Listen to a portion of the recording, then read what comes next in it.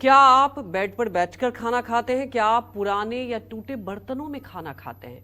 क्या आप किसी का छोड़ा हुआ खाना खा लेते हैं? तो हो जाएं सावधान। पंडित जी से जानिए भोजन के वो नियम जो आपकी सेहत और तकदीर दोनों को संवार देंगे। ये जान लेते हैं, बताएं पंडित जी। भाई देखिए, सही बात है। इस समय लोगों के अंदर आलस से इतना भरा पड़ा हुआ है कि जिनके घर में डाइनिंग टेबल है वो भी बेड पर भोजन मंगा के खा लेते हैं।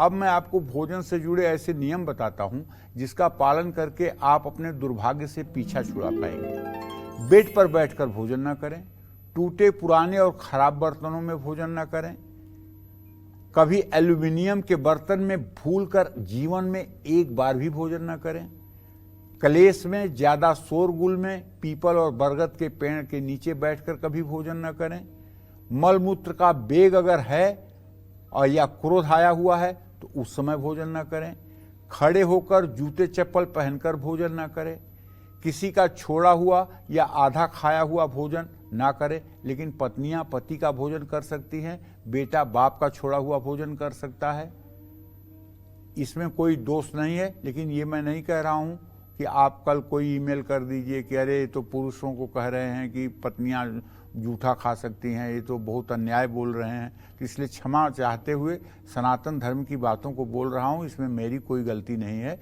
कहा गया है कि गुरु का उच्छिष्ट जो होता है, जो गुरु होते हैं उनका उच्छिष्ट जो होता है वो अमृत होता है। अगर गुरु द्वारा छोड़ा हुआ अन्न खा लिया जाए तो शायद जन्म जन्मांतर के पाप नष्ट हो जाते हैं, और गुरु का उच्छिष्ट किसी को मिल जाए तो उससे बड़ा भाग्यशाली कोई नहीं होता है। और चूंकि हमारे सनातन धर्म में पति को परमेश्वर रूप दिया गया है, इसलिए यदि परमेश्वर का वो प्रसाद है तो उसमें भी कोई दोष नहीं है। लेकिन आधुनिक समाज के रूप में कल कोई देवी जी एक ईमेल ठोंक देंगी कि तो पंडित जी जो है महिलाओं को नीचा दिखाने की कोशिश करते हैं, ऐसी मेरी कोई भावना नहीं है।